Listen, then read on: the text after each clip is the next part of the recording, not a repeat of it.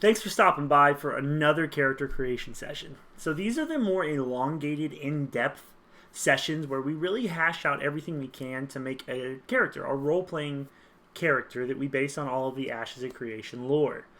The point of it is just to have a lot of fun creating these characters, really helping us get more involved and dive deep into the lore and the races and everything that comes with it, as well as getting us more and more excited for the potential for Ashes of Creation. Now, I understand you don't want to jump on the hype train too early and you don't want to overhype everything, and then Ashes of Creation comes out and it can never meet up to the hype that you had, right? That happens to a lot of games. However, I think by getting excited, by just doing this, creating characters on a regular basis, coming up with names and lore and stories, it starts to kind of create the world in your head and what the world could be and the possibility, and that might just be enough to get you over the what seems to be the next 20 years until Ashes of Creation comes out. So we did the random number generator, it popped us out a number, and what it popped out was a bard primary and a rogue secondary. So a song warden. We already have a song warden made. You'll see that video, and then this is the second one. I always like to do 2 videos on the same class, mainly because I like to show and I like to emphasize and highlight that even though you're playing the same archetype or the same class as a friend or as 1,000, 10,000 other people, that your character can be completely unique and different than theirs. Now, in-game, not as unique, obviously. You're also going to have the same abilities.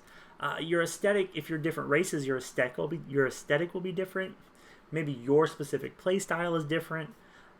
But when we come to role-playing and story-wise, the way you make your character come to life, that is all on you, and you can make it so drastically different.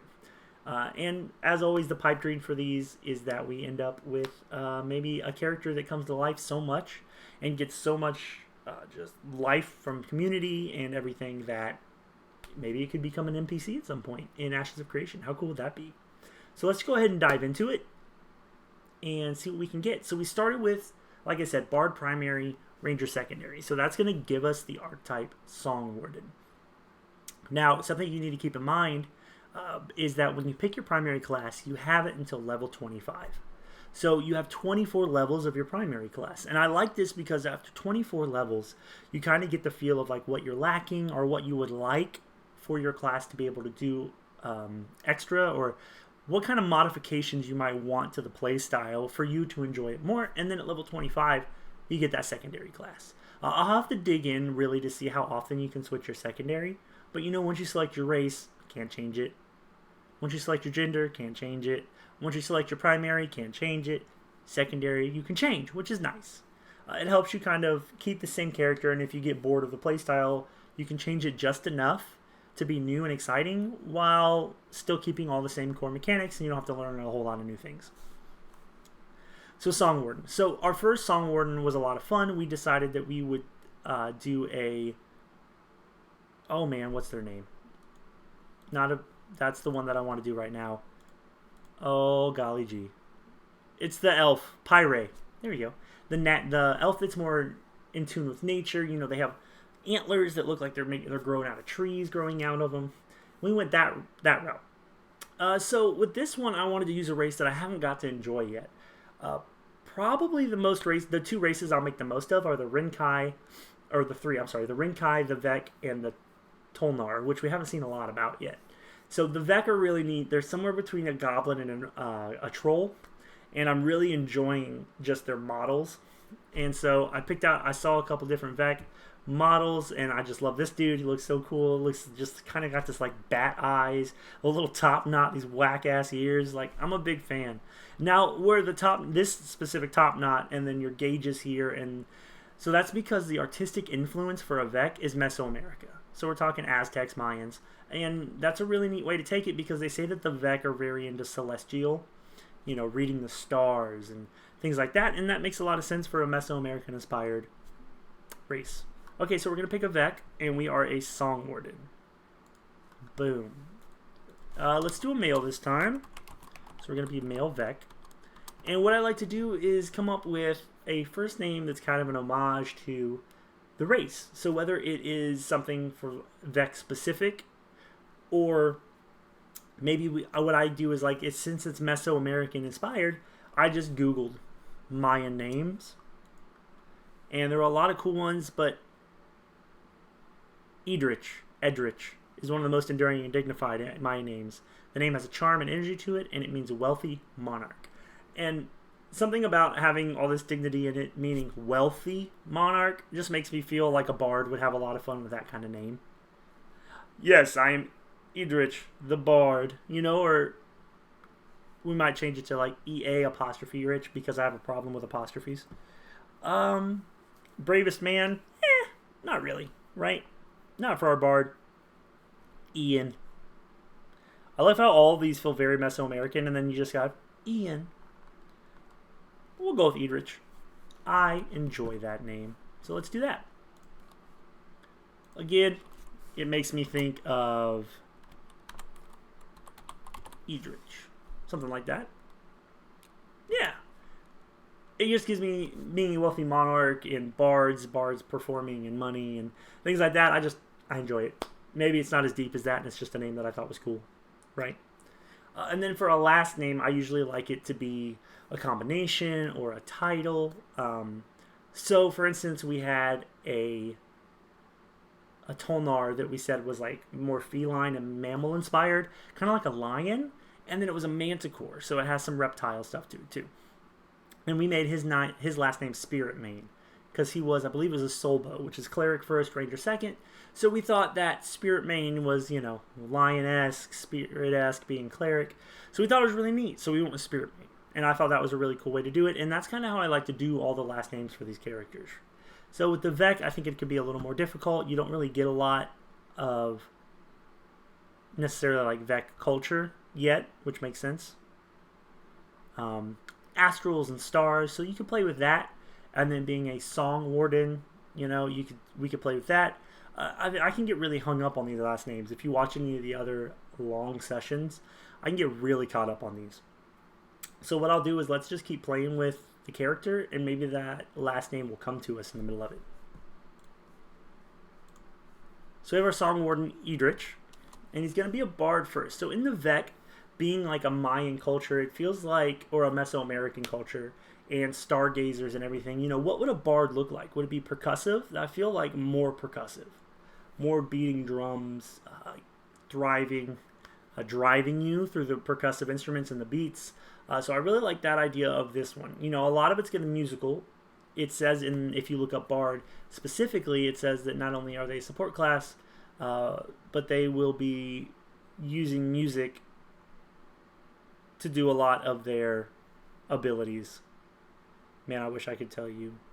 Certain bosses encounters, okay, yeah. The bard archetype is intended to have musical abilities. See what's right here. Bards may be able to play musical instruments such as flutes and bagpipes. I don't know why those are their two choices of wind instruments. There are a lot of wind instruments, and we went with flutes and bagpipes. Sure. So the VEK for this one, I'm thinking more percussive. Well, it's not a flute, but I like the idea of him being more percussive. And the idea of like a warden or a ranger in the woods stalking you, and then you start hearing like imagine if you heard like the boom, boom, boom, boom, boom, boom, boom, boom, boom, boom, boom, and you start hearing them, and you're just like, It's like that scene from Lord of the Rings, The Fellowship, when they're in the mines of Moria, and they're like, they're coming, and then you start hearing the boom, boom, boom, boom, and it builds and builds, and then all the goblins and the cave troll come running through, and it's just so I like the idea of him being like a percussive bard. I think that would be a lot of fun, and I think it makes more sense with the Mesoamerican theme. I mean, I'm sure that maybe there's other ways that they make music, but in my mind, more primitive setbacks, or at least of what I can understand, there's a lot of percussive music. So we'll say he's more of a percussive bard. So that gives us like a beat, a smack, a beat. Man, I don't know why I can't think of it, like a bass. Thinking of like the sounds that it would make, a drum of some sort for that last name, right? So we're saying that, so if the VEK grew up, so Edrich grew up in the VEK society, a lot of this is going to be driven by just my thought process on Mesoamericans, where I'm going to have to draw most of the influence from. So they grew up in that. Or do you remember the new trolls from, what was that one? I can't remember the WoW expansion that had all the dinosaurs, and there were the trolls that were simply like Mayan and Aztec trolls. So that's kind of where I could get some VEK influence from. Now, while I don't believe dinosaurs are part of the VEK, however, you could draw some influence from there. So he's a percussive bard. He grew up, in that society where stargazing, the divine, the celestial, are very important. And when it's the divine and the celestial, and you're believing in the universe or in gods and divine powers, that really leans to a bard, a storyteller, a singer of music, to really deliver messages that strike the people and that resonate with people and resonate with the community. So it makes a lot of sense to me for a bard to be a VEK, or a VEK to be a bard, because you almost seem like a herald of your religion. Herald is a good either nickname, or I'm going to write that down here. You're a herald of a religion, or just a storyteller for the religion or the people, and I like that idea. Now, we don't want to lean too hard into necessarily religion, because we don't have anything cleric to do with this character, but being a part of a religion makes sense with the VEK and their love of the celestial and the divine. Sorry, I'm reading some VEK stuff to see if there's anything that talks about... Nope, that talks about a specific religion or anything. Okay. So we got this percussive bard, this SongWarden, and so he's Ranger second. So you got to think, from a story perspective, you're a bard your whole life, and then at some point you decide that you're going to become a ranger. Hunt in the woods, or protect your temple, or protect your village, and you're out in the woods. So what is it that would drive somebody to do that? Could it be that they were a percussive bard just in the village or for a temple, and then perhaps somebody comes in and ransacks the temple, or maybe beast storm the temple or storm the village, and Idrich is like, okay, I can't let this happen. He's doing what a bard would do, supporting, doing his best in combat, things like that. However, he's noticed that he's lacking. And in order to improve his skills, and in order to actually protect the temple or the village, or what it is that is important to our character, Idrich, he then becomes a ranger, meaning he hit level 25. Good job, Idrich. You grinded all the mobs, and you got level 25. So he gets level 25 in-game, but in story, he comes to this realization that he's lacking in combat, and he's lacking in his just sheer martial ability, so he goes to get trained, he goes to become a ranger. And I think that is a great, let's make sure we put this, bard and then ranger. So then he goes to be a ranger, which we know in reality that a secondary class, like I like to say, adds a little bit of something to your character, but you still are primarily the primary class. Just because you add a ranger to your bard and you become this SongWarden doesn't necessarily mean that you've drastically changed your character in the video game. What it means really is that now that you have ranger as a secondary class, it starts to augment your primary class. On the wiki, it said, I don't know where they got their information, but it says that a ranger augment could be to the extent of extending ranges on either weapons, or maybe allowing you to better use certain weapons, or extending ranges on abilities. So then your bard abilities, maybe your songs have a bigger range, or maybe you have some sort of musical-based attack that now has a longer range thanks to the augment provided by a ranger. Now, story-wise, when you're kind of creating these characters as we're going, they hit level 25, or they've had some sort of an epiphany or a realization that they need to expand their abilities and develop their skills, Idrich becomes a ranger. Let's say that Idrich, being a bard, not necessarily being as physically pronounced as other martial characters, whether it be a VEK or just an orc, like, because the orcs are the Rinkai, are the big guys. VEK are going to be not necessarily short, but they're not going to be as tall as the Rinkai. They're going to be more slender. So knowing that he's not necessarily full of physical prowess, he embraces the ranger aspect, stalking through the woods, hitting from a distance, maybe that old hit from a distance and run, or as we call it, kiting. So that makes more sense that he would go ranger opposed to fighter, at least for this character. And so we've got this bard who comes to the realization that he's lacking in martial ability, but he is self-realized enough to realize that how many times can you say realize in 20 seconds? He is self-realized enough to make the decision to find a martial class, or story-wise, develop his martial skills further in order to be of more use to protecting the temple or the village, or potentially to adventure then into the world to be a herald of his religion, or a herald of his culture or his race. Or just, if you really want to play into the bard, he just wants to develop his martial skills so that he can stay alive while he travels the world to do music and arts. So that's how we'll kind of flavor Idrich going forward, that he became a ranger. I kind of like the idea.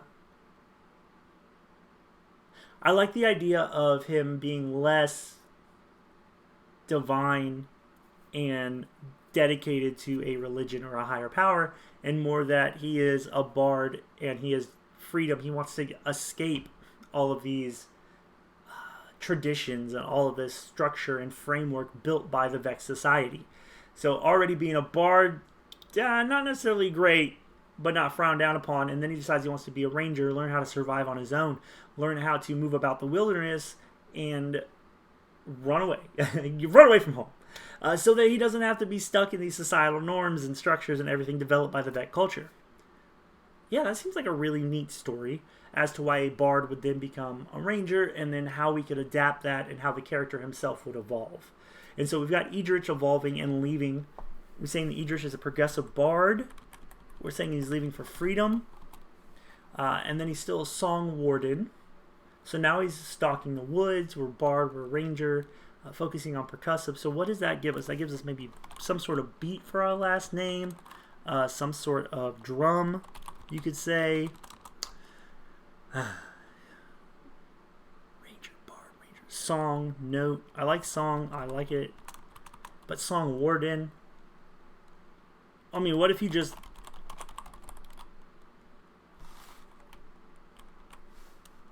Seems a little too on the nose, huh? What about drum warden? Or...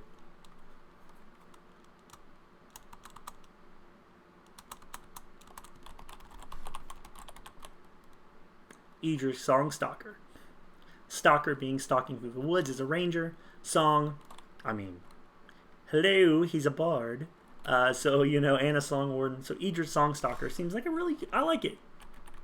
I do. And, stalking also goes to the fact that, there's some creepy ass looking people. Like VEK are kind of creepy looking. And they might stalk or lurk or whatever just because of their natural physique. So I think Song Stalker's great. And then what I like to do if you're new, or if you have seen any of the other creation videos, is I really like to come up with like a title or a moniker, something that really gives a little more flavor and a little more depth to our character now that we've created it, right? So we've got our song warden, our male VEK song warden, which is bard primary, ranger secondary. We decided on Idrich Songstalker. Idrich being a Mayan name meaning wealthy noble, and Songstalker being an homage to both a bard, a song warden, and stalker for a ranger, stalking through the woods. The fact that we think the VEK's sheer, their physical build, I'm not entirely sure what I'm trying to say here. Their physical composition lends itself to being like long and lanky and stalking and things like that. And we thought that was a really good combination for a name to flesh out this character. We said that as a bard, his focus was percussion, or he was a percussive bard. That's how he did his music, right? And then all of that can accumulate into this nickname. I said herald at first, but now we know that he's trying to escape. Song stalker, song percussive. What about like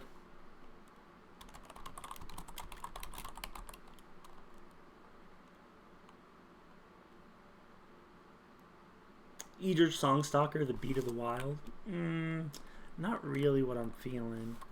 What about nature's tempo?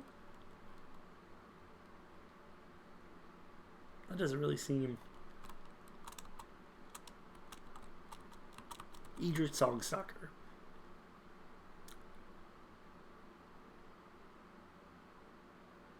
The voice of the forest. No. Seems like you'd be more druidy that way, right? And you're bard first.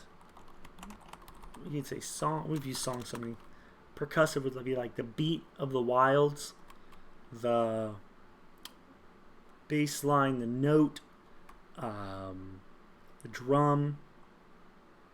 What about just Idris Songstalker? The wild drum.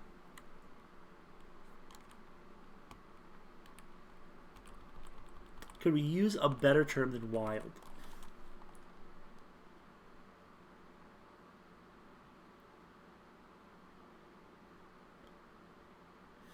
The stalking drum. We already used stalking. The drum of the predator, a predator drum. He's not really a predator because he's bard first, right? The